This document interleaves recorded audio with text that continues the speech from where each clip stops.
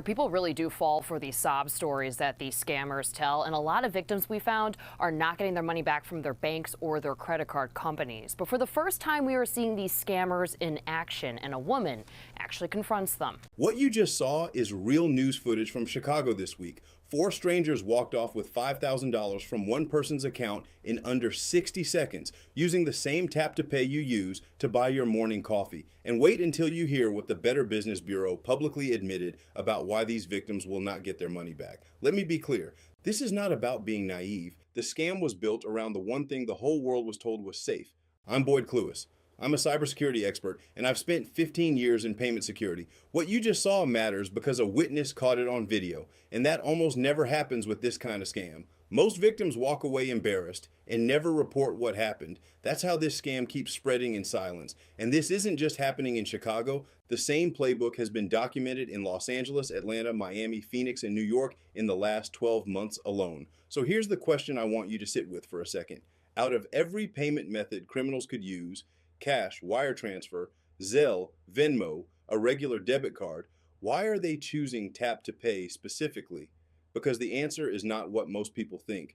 It's not about phones being hackable. It's not about Bluetooth, and it's not about skimmers. It comes down to a single design choice the credit card companies made on purpose, and that design choice is what makes this scam nearly impossible to fight after it happens. Once you see why, you'll understand exactly why these victims can't get their money back. So let's go back to what happened on that sidewalk in Chicago. It's lunchtime. A woman is walking to grab food. She turns a corner near Ohio and St. Clair, and she sees something that shouldn't be there. Another woman standing on the sidewalk, surrounded by 4 men. They're asking for donations. They say they need help paying for a cousin's funeral.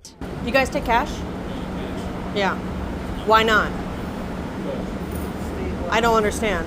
And one of them is holding a small handheld card reader. Now here's the trick. That reader is pre-programmed for a specific dollar amount, an amount the victim never agreed to. The scammer asks you for $5, maybe $20 if you can spare it. But the reader is already loaded with $5,000. And here's why this works so well. Tap to pay takes less than half a second. You touch your phone or your contactless card to the reader. There is no confirmation screen. There is no "are you sure" question. The full amount gets authorized in under a second. Tap to pay doesn't ask you to confirm the amount. That's not a coincidence. That's a playbook. This is not one woman in one neighborhood. This same scam has documented victims by name. One man's $5,000 is another man's million. It's the same scam Heather Radin says she fell for in Wicker Park last year and lost $5,000. Her bank reimbursed her. They said, no, we can't accept cash. We can only take credit cards.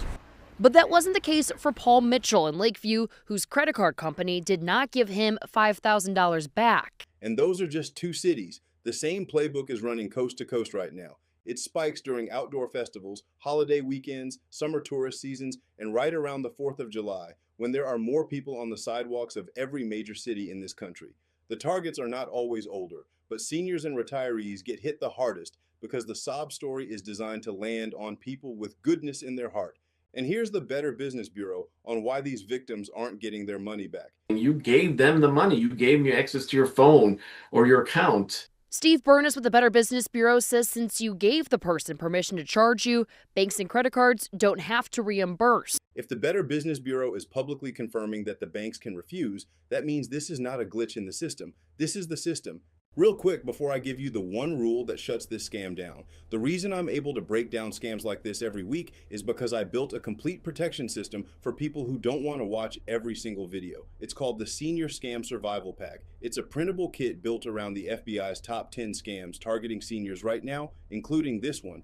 Inside you get 10 scam defense cards, the family safe word setup template, a printable wallet card with 5 universal warning signs, and a step-by-step lockdown guide for your bank and your social security account. The regular price is $47.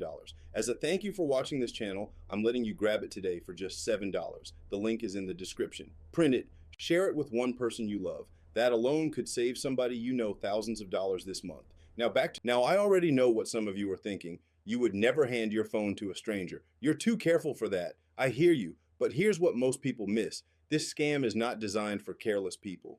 The targets are responsible people, polite people, people who manage their own finances and have been doing it for decades. The criminals are exploiting empathy.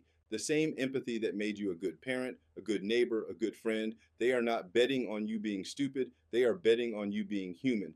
So why doesn't the bank just refund these people? Witness started recording. She says the suspected thieves ran off, one attempting to hide his face. They booked it to their runaway cars and just flew out of there. I did call 911 while it was in progress to try to get them apprehended while it was happening. She also took pictures of license plates on this Nissan Altima and the Toyota Camry and sent this to police. Because the moment you tap, you authorize the transaction in the eyes of the law.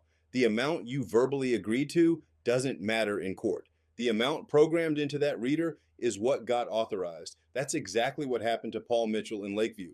Heather Radin's bank decided to reimburse her. Paul Mitchell's bank didn't. Same scam, same dollar amount, different outcomes. That's not a glitch. That's the gap built into Regulation E, the federal rule that's supposed to protect you. It explicitly carves out authorized transactions, even when the authorization was tricked out of you. Not at any bank, not ever. Once you tap, the bank treats it as your decision, even when it isn't.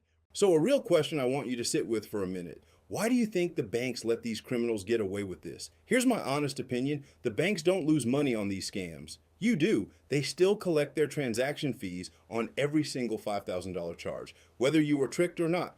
If they had to refund authorized transactions, they would have to redesign Tap to Pay tomorrow morning. A simple confirmation screen would stop this entire scam dead. They have had the ability to add it for years. They chose not to. The system serves the banks first and the customer second. That's not a conspiracy. That's the math on your bank statement. But I want to hear from you. Have you or anyone in your family ever been hit by a scam where the bank refused to help? Drop your story in the comments below. Your experience could save somebody else watching this video. To the rule that shuts this scam down. Before I show you the rule, if this kind of breakdown is what you want every week, hit subscribe. YouTube will put it directly on your homepage. And here's the rule. Never tap your phone or your contactless card to any handheld reader held by a stranger on the street. Not for a donation, not for a fundraiser, not for any reason. That's the rule. Why this works. Real charities and real businesses do not approach you with handheld terminals on the sidewalk. The handheld reader is the red flag. If it's not behind a counter, do not tap it. If you genuinely want to support a cause you heard about on the street, get the name of the organization. Walk away. Look it up on Charity Navigator or the group's official website. Donate there directly, where the amount you type is the amount you actually give. And one bonus protection for anyone going to outdoor events this summer. Open your phone settings and turn off Tap to Pay temporarily while you're in public crowds. 20 seconds in your settings. Costs you nothing. Protects everything in your bank account. That's not a coincidence. That's a playbook. Once you know the playbook, the scam falls apart. Tap to Pay isn't the problem. Tapping it for a stranger is. That single rule protects you, your wallet, and the contents of your bank account every single time. If you got value from this video, send it to one person in your life who carries a phone. That's how we shut this scam down. One conversation at a time. Subscribe. I post every week and YouTube will put it directly on your homepage.